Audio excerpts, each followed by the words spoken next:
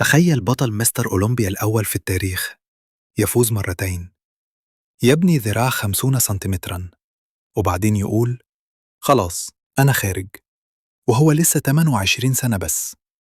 مش بس كده، الراجل ده كان مورمن متدين جداً، واعتبر الجسم ده خطيئة أو إلهاء عن العيلة والدين.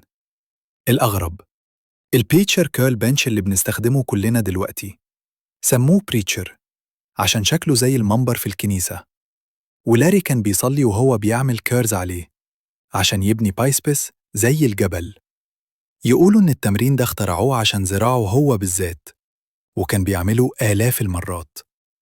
يتنافس تاني في 1979، مش عشان يفوز، بس عشان يثبت إنه لسه قادر.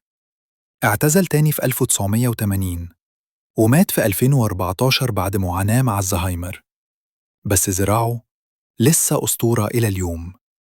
الراجل ده مش بس بطل، ده لغز.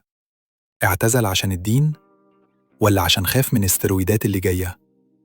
اكتب في الكومنت دين ولا خوف، وجرب بريتشر كيرل وقول لي إيه اللي حسيته.